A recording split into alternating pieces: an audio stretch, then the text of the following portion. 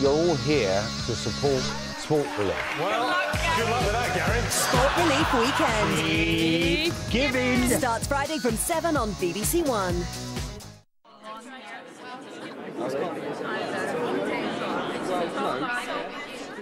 Continuing the White Season now on BBC Two, Tim Samuels examines the effects of the mass migration to Britain from Eastern Europe. The Poles are coming. You don't have to go far these days to find a little slice of Poland or Eastern Europe in your town. But for some in Peterborough, it's all too much. This area has been completely and utterly swamped. What language do you speak? Services push to breaking point. Right, pick sick, fed up to the teeth. We've had enough of it. Back in Poland, are there any men left? Now one man's on a mission to bring them home. But can he really persuade Peterborough's Poles to go back? I miss my home. And who'd do the jobs if they left? Fancy doing some vegetable picking tomorrow? Oh, no, you're all right, mate. I prefer to sign on and do that.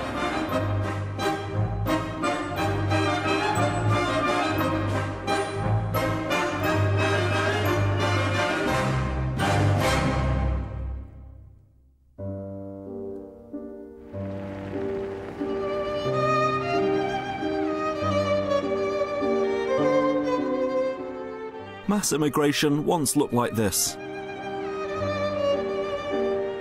At the turn of the last century, America had Ellis Island.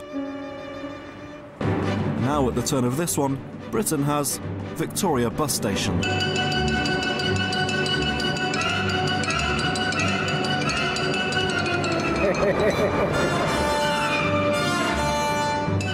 Every week, thousands of Eastern Europeans arrive here, either directly from home or on shuttles from Stansted or Luton. It's the biggest influx of people to Britain for centuries, but unlike, say, Ellis Island, there's no paperwork and no official welcome. Hi, welcome to England. No. No? Poland. Say welcome to England. Where have you come? Oh, let's not kill you just yet. Not till you've built a house. Why have you come to London? To the work. Yeah? And what sort of job will it be? Tomato. Picking, packing. Mother care, everything for little babies. Where do you work? Factory. I work in Tesco's. Okay. Budowlana praca. Do you think it'll be hard work in England? No. I think easy work. Easy work, really? Easy. Some were met by friendly employers. I don't have a time, I have to go to work. My friend, go to work. TV only talk, nothing, give some money. But why are so many coming here now? Well, here's the history bit. Once upon a time, East and Western Europe were divided by the old Iron Curtain. Then, after communism collapsed nearly 20 years ago, the European Union decided to expand to let them in. With East Germany already swallowed up, in 2004 another 8 former Soviet bloc countries were allowed to join. But only Sweden, Ireland and Britain allowed them the immediate right to enter and work. And since then, an estimated 800,000 people from Eastern Europe have come to Britain, the majority, nearly 500,000, from Poland. But nobody really knows any of the figures for sure. Among this group of Slovakians was the latest arrival from Eastern Europe. 1 million Eastern European. And one. So with some estimates putting the actual number far higher, this man, Jan, might just be the millionth arrival. You just look down the camera. Welcome, Jan. No problem. Well, we'll see. Today's arrivals will be off across the country, but many are heading to one city in particular. Peterborough. In Peterborough. Peterborough. Peterborough. Peterborough. In Peterborough. Peterborough. Peterborough.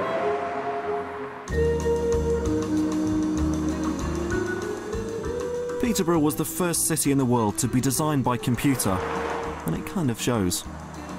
A sprawl of 1960s walkways and roundabouts, where the new merges not so subtly with the old. And the computers might not have calculated the extra 15,000 people the council says have come here, mostly from Eastern Europe, since 2004. It's the second highest proportion in the country, and it's pushed the number of immigrants to about 1 in 10 of the city's population. I can see it would be nice. One city area in particular has been affected by this unplanned influx of foreigners. Stroll up and down the Lincoln Road and you can see the change.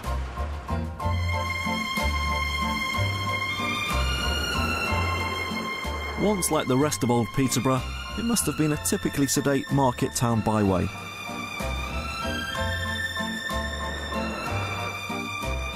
Now it's a little slice of the world with a strongly Polish flavour.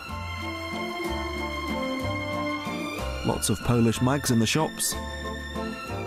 Lots of Polish lager for sale. In fact, it's the sort of road where things just, well, happen. I'm Pastor Israel, Stefano Kumbi Mubange. I need to say hello to everybody in Peterborough. Just, we are asylum seeker this country. We need to stay. Please, Gordon, please give me my assurance number. I go to the world. I'm too strong.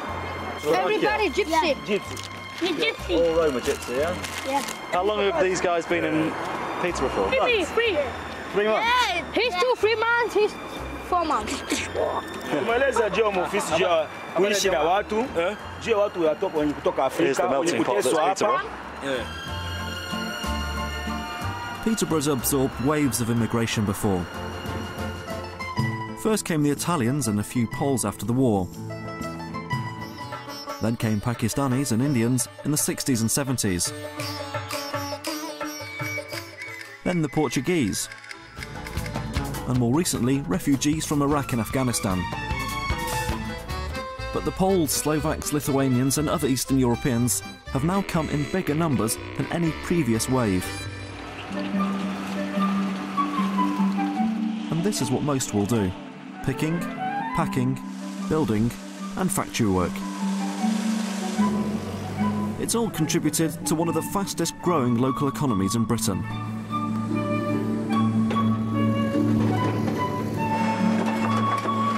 You can see why at this stonemasonry business just outside the city. Where are you from? I'm from Lithuania. I'm from Lithuania. Lithuania. Where are you from? Market Deeping. Say again? Market Deeping. Where's that near? Peterborough. A large part of the workforce at Stamford Stone comes from Lithuania. Men like Tomas, who's worked here for 3 years. What was it which attracted you here from Lithuania? Like everyone come to England just for money. How much better is the money here than Lithuania? For example, I can earn in Lithuania per month 300 pounds. Yeah. Here I can do this per 1 week. What do you spend your money on? I have 2 cars, one Citroen and one Audi A4. So 2 cars. Why? Why 2 cars? Because one just for work, one for weekend. And Tomas, like his fellow countrymen, does love to work. Normally I start work from 7 o'clock to 5 o'clock.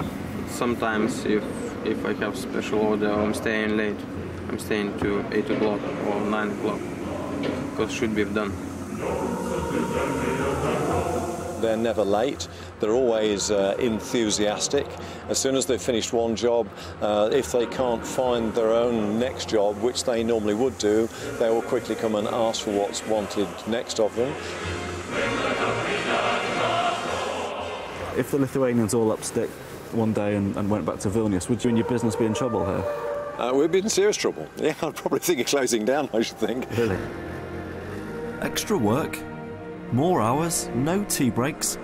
What was this way of working? Better call the union.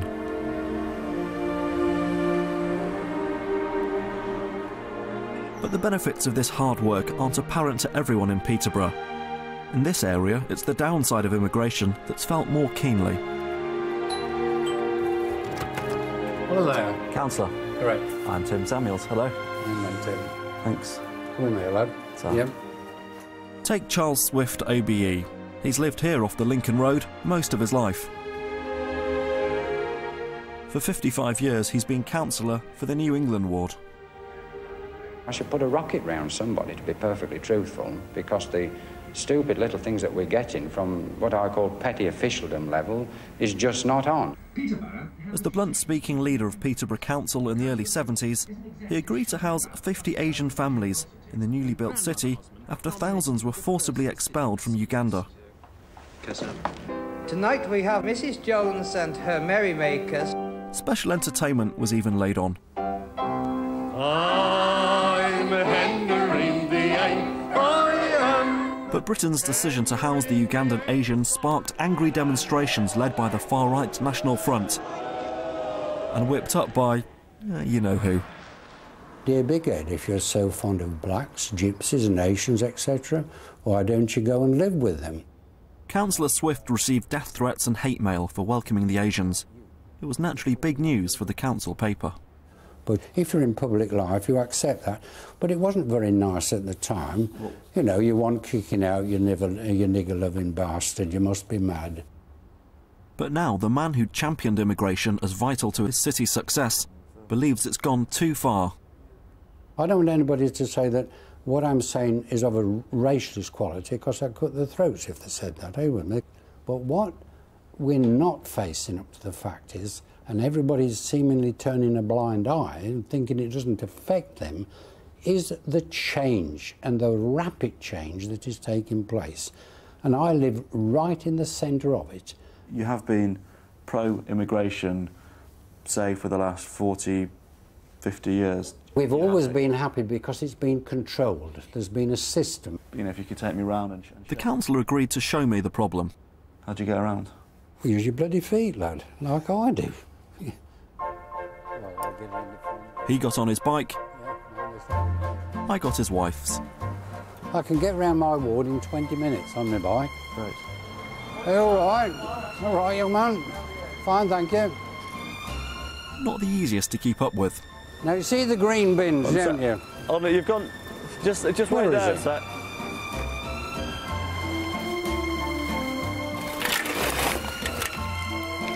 I didn't think you'd see that. Are you all right? Fine. Good. All good. What he should have had is a couple of my jock straps, indeed, before he come out. Don't worry. What troubled him most was the number of local people, he said, was selling up to landlords, who then rented the houses to foreign tenants, often overcrowding them. Every house from here up to the top and this other side have all been bought up by these speculators. People come around 10, 11 o'clock at night, knock on your door, you know, and offer you cash out of a briefcase.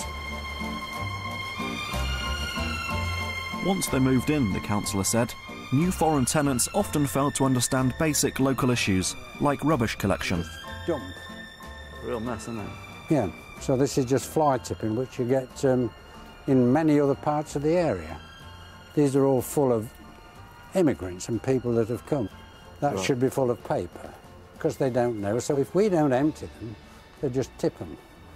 And is this a problem around Peterborough? Oh, Christ, it's a major problem. Hello, Doctor. That's the bloke you want to go and have a word with. Next, he introduced us to the local GP. Dr. Moda was, it turned out, trying to deal with a massive influx of foreign patients. What language do you speak? Polish. Polish. Okay. His surgery had received 1,000 new immigrant patients in the previous 6 months, virtually all from Eastern Europe.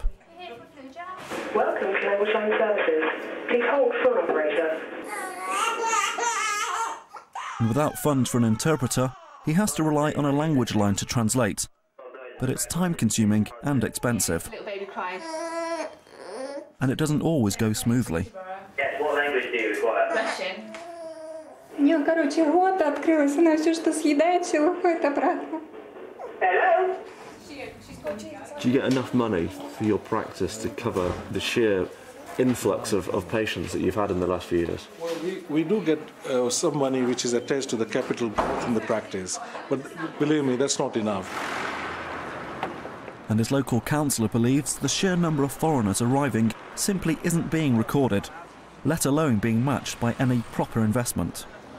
How many people would the government officially say live in Peterborough? Well, they wouldn't, they haven't got a clue. But what do they say officially, though? Well, they say it's about 160,000, but we know, and as I've said repeatedly, and other people too, there's 20 or 30,000 people over and above that figure. They're working on 2001 figures. So that means there's less central money coming in, which you think means that some of the local services here are suffering? I don't mean. I ought to know, didn't I? Damn it all, been there 54 ruddy years. I can see the standards dropping. Are you with me? By the time we reached the local primary school, which he said lacked the funds to cope with its 24 languages, Charlie Swift, former Labour Council leader, now an independent, was in his stride. The ordinary chappie in the street, you know, if you stop and talk to them, they're right pig sick, fed up to the teeth.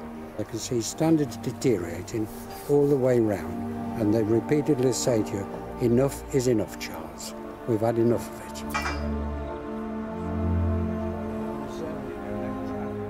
Just a few hours with Councillor Swift gives you a powerful sense of local worries.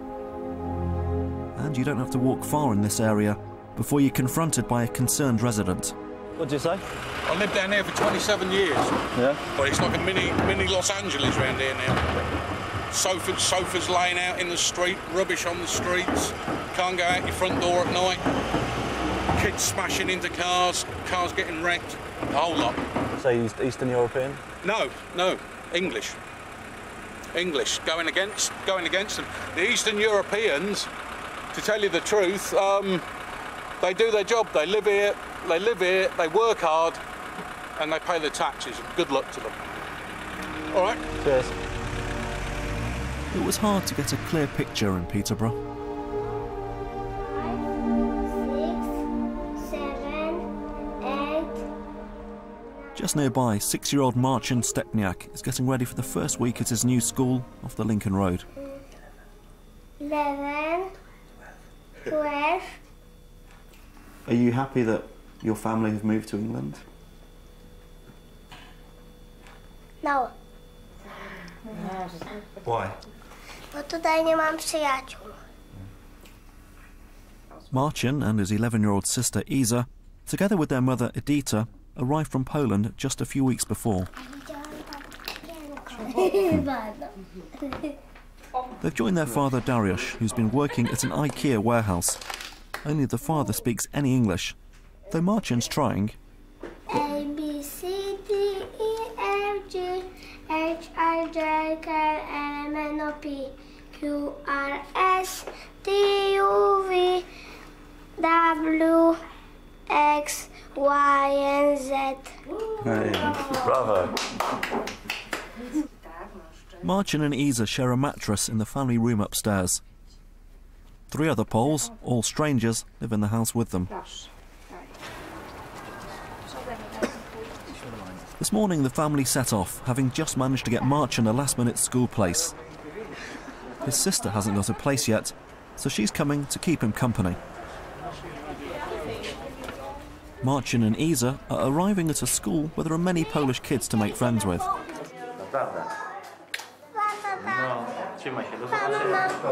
Even so, it's hard for Marcin.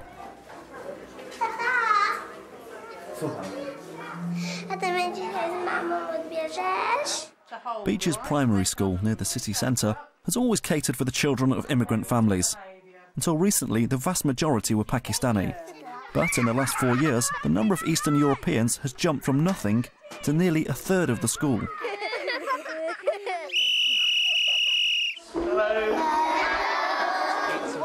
Most arrive with no English. Hands up if you speak Polish. In fact, out of a school of several hundred, there's only one child who actually speaks English as their first language. Hands up if you speak Slovak. But the school's finances can't keep up with this constant stream of new Eastern European arrivals. From what I saw this morning, families turn up and say, we've arrived, here's 8-year-old, what's his chops, have you got a place? Yeah. Does that happen much? At the moment it does, yeah. Increasingly we're having to say, well, no, we're now at capacity.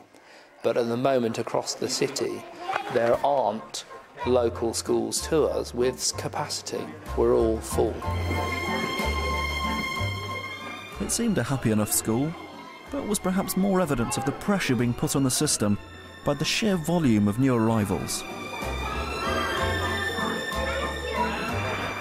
You can see it elsewhere. keep your speed down, please. There's the local police, who, despite a general fall in crime, have had to bring in bilingual community officers to deal with extra drink driving, speeding and traffic offences. Hello, it's the police. Can you open up, please? And an increase in suspected brothels, with nearly 50, a record number, raided last year. Many, like this one, involving prostitutes from Eastern Europe. Okay, and how many men do you have throughout the day? Just 3. Just 3 today? About the possibility of the property being overcrowded. Then there's the council's housing inspectors, faced with increasing reports of overcrowded and poor quality accommodation. This house, though, was deemed OK, despite 8 sleeping in 2 rooms. And there's also the widespread perception that everything in the neighbourhood is changing just too quickly. The first girl dead, naked, one arm across her breast. "Oh Christ," he'd said. Margaret Selway is 84, and because of her poor eyesight, she spends much of her time listening to talking books. Her favourite, violent thrillers. "Let's nail the bastard." Oh yes, I get nice crime ones. I like juicy murders. Yeah.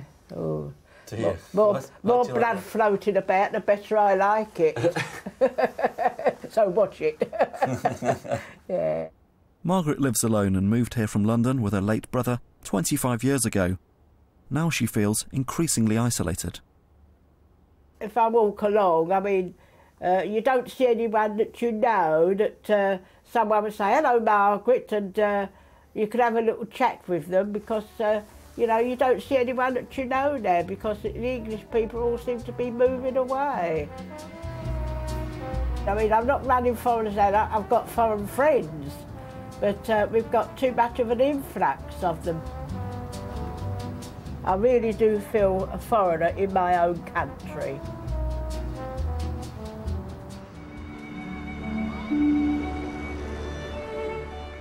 Whatever the rights or wrongs of immigration to the area, the issue's now been taken up by a residents' group.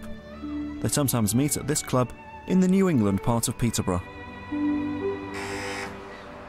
Hi, it's Tim Samuels from BBC here.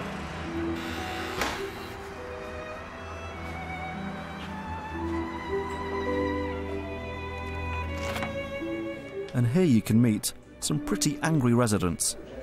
Hi. I'm Tim Samuels. Hello. Most have lived here for years. They've set up the Millfield and New England Regeneration Partnership, which voices their concerns. We're not anti-immigration, we're anti-amount of immigration. Yeah. This area has been completely and utterly swamped with all manner of foreign nationals and internationals. You're woken up at 4 or 5 in the morning with traffic, cars revving, taxis beeping their horns. It's destroyed the centre of the city. It's destroyed the suburbs of the city. And all of a sudden you've got an influx of people. Where 2 and 3 people lived in a house, maybe 4, you've suddenly got 8 or 10 people lived in that house. And it's very, very upsetting to the people that wish to stay here, that can't afford to move, that have their roots here. I think we feel threatened. Some of the employers would say that, for example, the Poles that come here are incredibly hard-working, and if it wasn't for them, there would be jobs that the locals either couldn't be bothered to do, or if they did do, wouldn't do it half as well. If immigration is good for the economy, why isn't the economy paying for it? Exactly. White all don't want to know.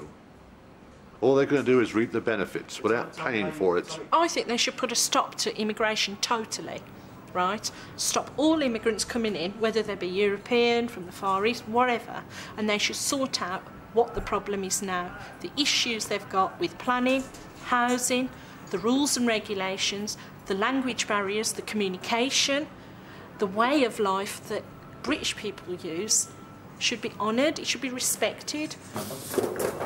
Where has the more recent wave of immigration gone to? You can All of saturate the the white area. area. Literally saturate the area. Really? There was just a general sense that everything in their area was on the slide. The amounts are just too many.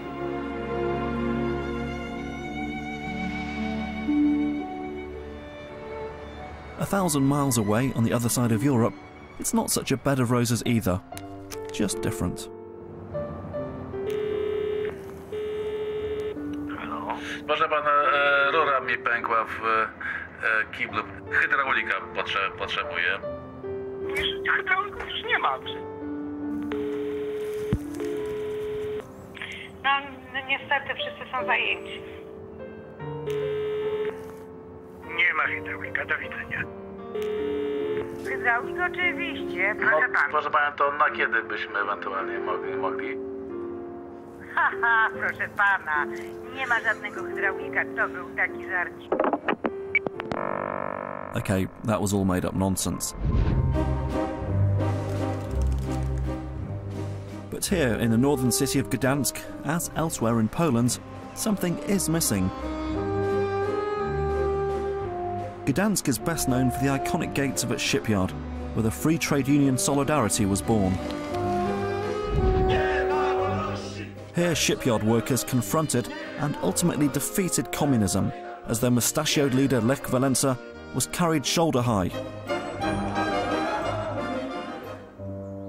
Now, across the Gdansk region, there's a problem. The sheer number of Polish men choosing to head west. In the town of Bytów, just outside Gdansk, a sudden shortage of male workers has left others to do the man jobs. Gotów, start! Like firefighting.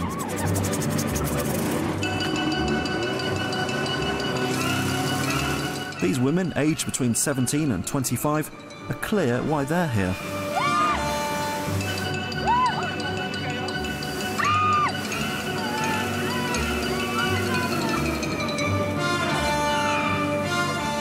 Is there a shortage of people who want to become firemen? No niestety, chłopcy nasi. Unfortunately, all the lads have gone abroad, so we're left behind, so we do all those jobs now. Ten obowiązek spoczął na nas, kobietach.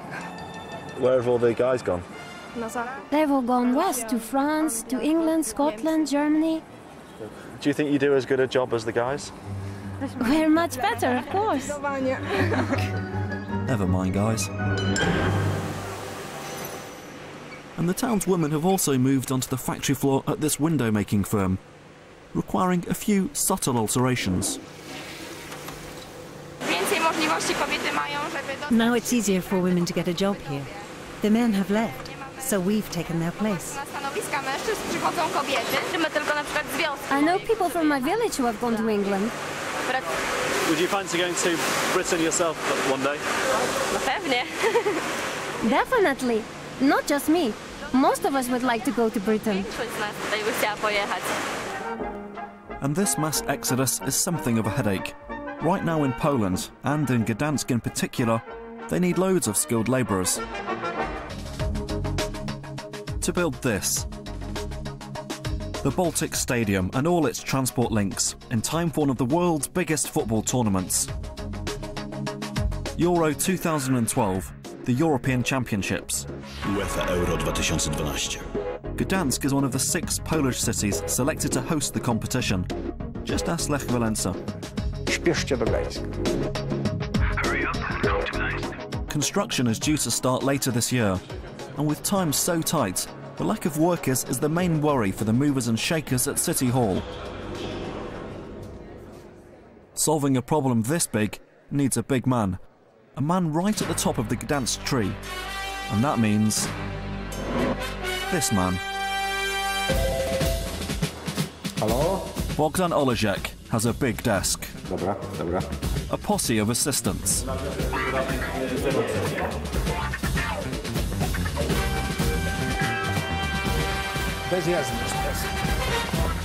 A big car. And more mobile phones than he knows what to do with.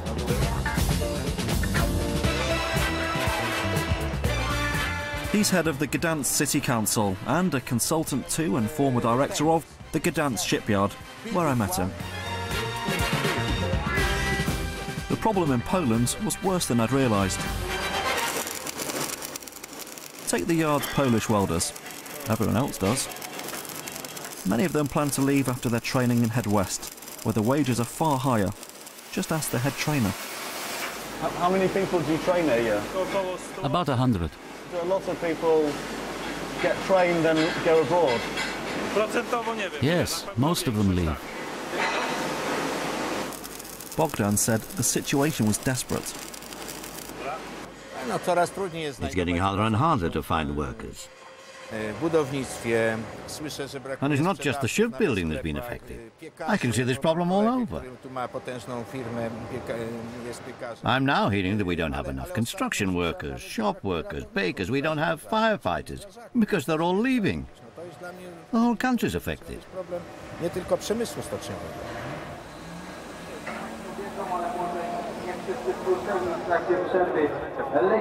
Bogdan was also a big football man, so that evening I went to see his team Lechia Gdansk playing in the Polish Cup. The fans were certainly passionate.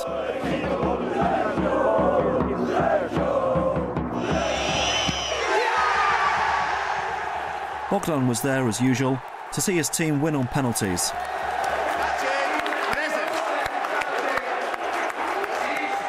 They'd beaten a top Polish club, but as the players took their bow and the fans left, you could see why the city might be desperate for a new stadium. But it's all a long way off. This is the road to the stadium as it should be by 2012. This is what it looks like today. Where a glittering tunnel to the main arena should be, there's a less than high-tech ferry service.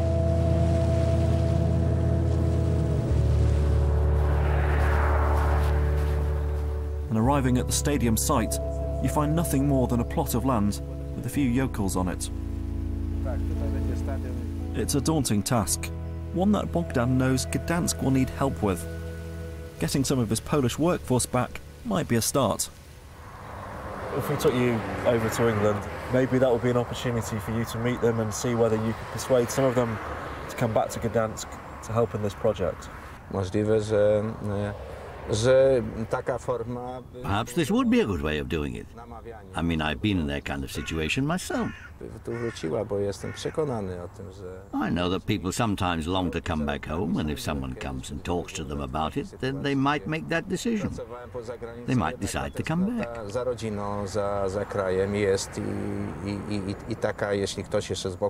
That place is back home.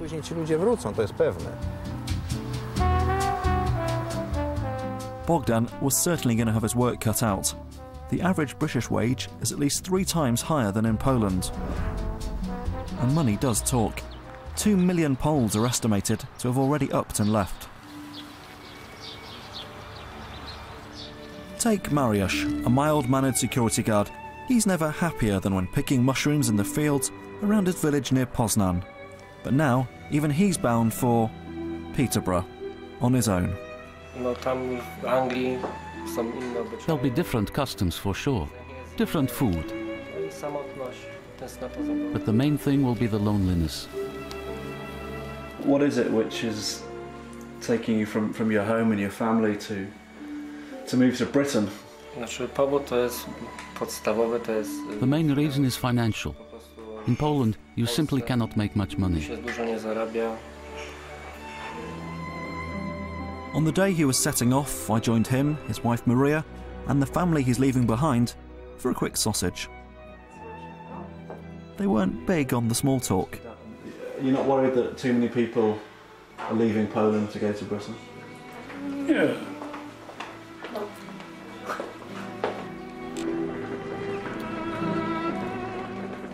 Off to the bus station, and time for an emotional goodbye with the wife. Well, Polish style. Still, big hugs with the chums. To Peterborough. Peterborough.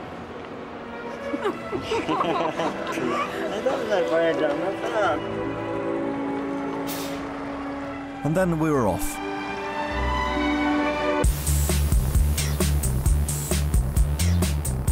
The trip to London would take at least 24 hours.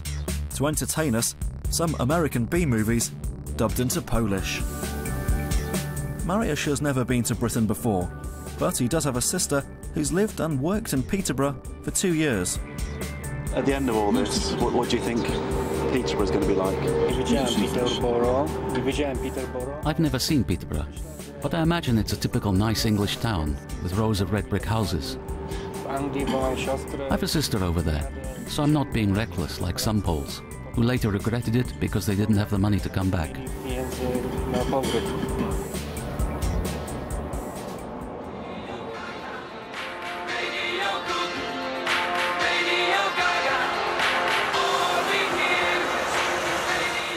The driver's been playing greatest hits of Queen CD on a loop all night. I think this is the 4th time I've heard Radio Gaga.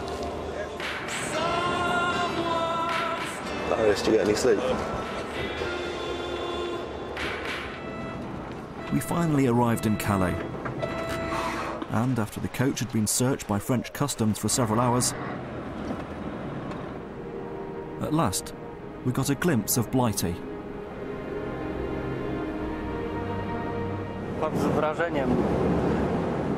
It's a great thing to see.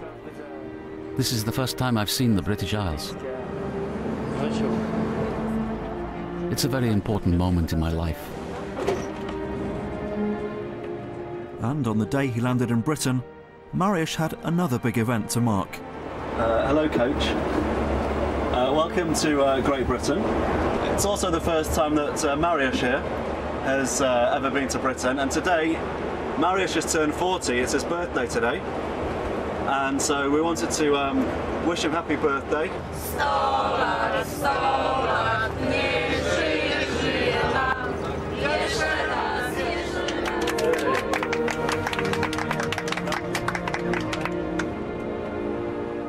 Then a very British birthday treat, gridlock. I've been on the coach now for 25 hours and we're stuck in a hideous traffic jam on the way to London. And the really good news is that the toilet's now broken, but there's lots of cross-legging going on the bus at the moment. It took another 4 hours to reach Victoria bus station. The whole journey had taken nearly 30 hours. We were too late for our connection and had to take the train. Eventually, we arrived. To a warm welcome. This is Peterborough. Excuse me, you can't film on the station without permission. The streets weren't exactly paved with gold. But at long last, Mariusz was reunited with his sister, Marlena. Welcome to Peterborough. Witam cię. Skąd przywracasz? And then it was on to her small council flat, which she shares with her 2 daughters. Nowej drogi.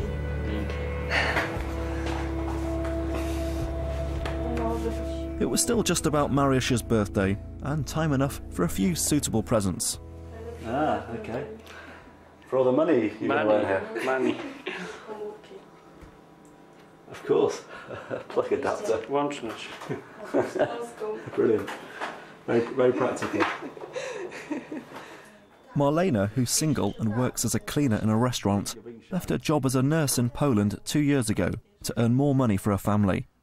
But it's been a lonely time. Her children only joined her last year. I came here because of my children. I didn't know what to expect. I was always thinking about them. Now because they're here enjoying things and happy, we'll probably stay, even though I'd prefer to go back to Poland. And on his 40th birthday, on his first night in Britain, Mariusz gets the sofa.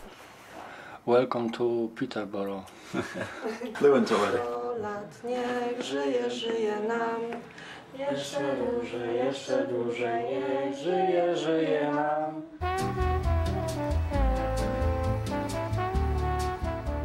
A few days later, and like all new arrivals to the city, Mariusz is off to the Lincoln Road to search for new accommodation.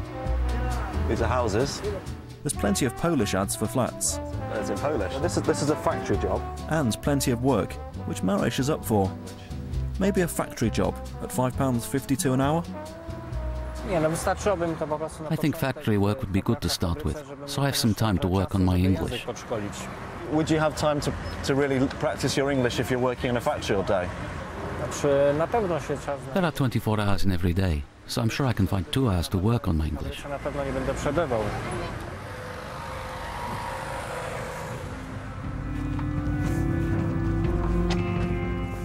Mariusz had no trouble getting a job. Days later, we head off to meet the gangmaster's driver. It's 6 o'clock in the morning. Hurry up, please. Sorry that we're late as it is. Which apparently wasn't quite early enough. Hold on tight. We're late.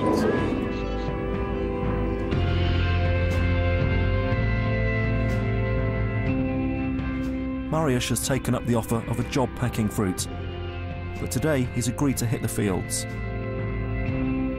We drive into the mournful landscape of the fens.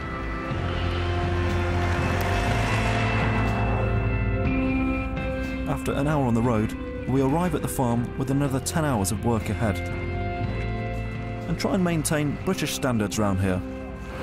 When's the first tea break? All right. Great timing. Okay. Our gang is mainly made up of Lithuanians and Latvians. Latvia. They're all getting down to work on a field of butternut squash. The newfound favourite vegetable of many a Ponzi gastro pub. Well, it's certainly work. And more work. But those here are earning £7 an hour, far more with overtime. I have 2,000 in months. The work is hard here. Yeah. Yeah, hard work. Yeah. Yeah. Maybe you? Maybe I will. You're doing such a good job. The wages attract some unlikely labour, like this Latvian hospital nurse. Ah, nurse. You're a nurse. Injekcji. Mariusz is, of course, hard at it. It's wonderful here. BBC News, Peterborough. Is it true you're coming here and stealing all our jobs? Well, there are no English people on this field. If they wanted to come and work here, they'd be here, wouldn't they? That's a very good point. Where are the English? Where are they all? Why aren't they working? Because they're too lazy. Maybe the work's too hard. Mariusz and his colleagues have been a godsend for Cam, the local farmer, and for Paulo, who recruits the foreign labour for him. Without the immigrants, they say farming here just wouldn't be able to meet the demand of the supermarkets. So this is the English countryside then, Eastern Europeans sort of doing all the work really. Basically we have a job to get anybody else to do the work basically. Is that because you don't pay enough? No, I think the rates of pay are above minimum wage. And so, but it's just finding the people to actually do the type of work that we've got. What's your experience been of some of the English lads when they've worked out? They don't work as hard. How many English people have actually come to you and asked for jobs? We were speaking about this earlier and I can actually remember 3 people. 3? 3. Out of This is in probably about 2 years. Do you think some of the English lads are sat on the dole rather than earning 25 grand a year doing this? They've got it easy. They've got it easy. Benefits, you know. How much can you get on benefits? I have no idea, but obviously enough for them not to come to work. Oh.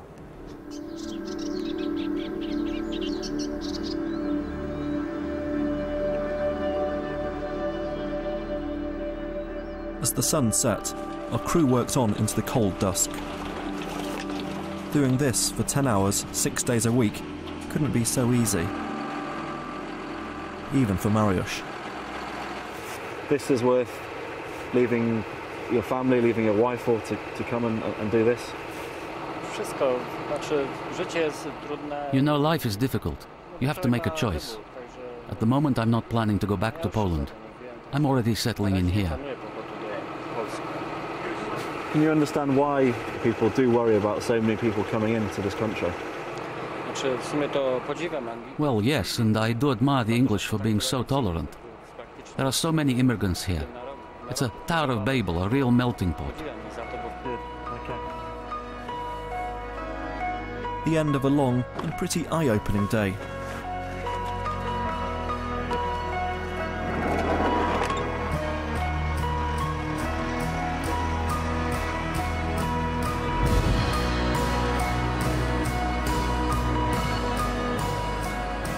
But what about the great British youth? Are they really unwilling to do this work? The one blip in Peterborough's recent boom has been the rise in youth unemployment. The common complaint round here is that cheap foreign labour is taking the work. So how come it took you 12 months to get something? You want me to be completely honest? Yeah. I think because of all the foreigners. I know people don't like it, but I've never had trouble getting a job before. Yeah, I mean, I go for jobs and they've got over 200 people applying for them. What sort of jobs? Anything, warehouse, driving jobs, everything. All the foreigners, they take all our jobs and everything, don't they? Because they work for like 50p an hour, don't they? So us English people, we ain't going to get a job, are they? We want £7 an hour and they'll work for £2 an hour. How desperate are you to get a job? Pretty desperate. Would you fancy doing some vegetable picking tomorrow? No. There's loads of jobs that are needed to do in the farms, picking vegetables, packing them in boxes and, you know, getting £7 an hour minimum. That's something to do, isn't it? That's where all the Poles and Czechs are, aren't they? Yeah, but doing that sort of shit. Why aren't you guys doing that sort of thing? So I don't want to work with a load of foreigners. I can't have a go at them. I'm not having a go at them. I mean, they're doing the jobs that you don't want to do. Yeah.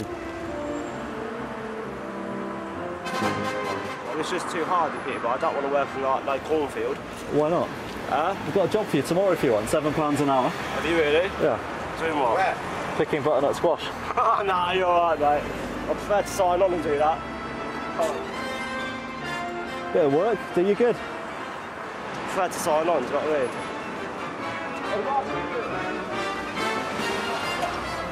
I mean? Makes you proud to be British, eh?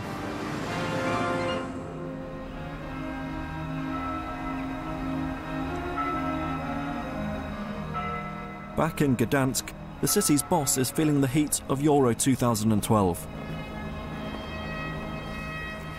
Work for the tournament has hardly progressed, so Bogdan's decided he will come on a mission to Peterborough. But persuading Poles to leave Britain and go home won't be easy. Some propaganda might help. A Gdansk ad agency we met had come up with a few suggestions to tug at Polish heartstrings overseas.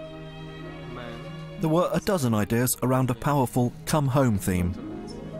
It's all quite emotional. Yes. How about this? These are girls who are training. And for good measure, they approved a few photos of the far-fighting women of Bitoff. Yeah, this one would be cool. You know, maybe something like Women of Bitoff, we need you. And they could be holding a hose, maybe. Maybe.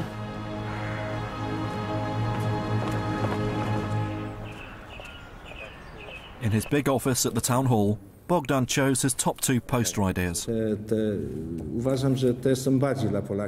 Christmas one and the kids are the most powerful. Family and loved ones are what we Poles most cherish. He'd soon be unveiling them in Peterborough. But there was possibly one last trump card, the most famous Pole alive. Our translator warned us he could be unpredictable. He can be very nice, but be ready for some not necessarily nice receptions. Shall I bring some flowers? No. And sure enough, when I did meet the President of Solidarity, former President of the country, and Nobel Prize winner, Lech Walesa. Mr. President, it's an honour to meet you. Thank you for embracing us this morning. Kiepskie pytanie. Następne. That was a question. Next question, please. Okay, very good. Lots of... Well, I've been warned. It was a really bad question, but, you know. Would you like to appeal to any of the Poles, and there are so many who've come to Britain, to come back to Gdansk? If I said anything like that now, I would just be booed. Why would you be booed? People expected us to sort out the country more quickly, to make changes which would make Poland better off. But this hasn't happened. You know Bogdan? Yes. What kind of a guy is he? I don't spend too much time looking at him. I focus on his wife. She's a very nice woman. Really? But from what I know, he is a good man. It's a good thing that someone is at least trying. If he fails, there will be others, and slowly the time will come when these people start to return to Poland.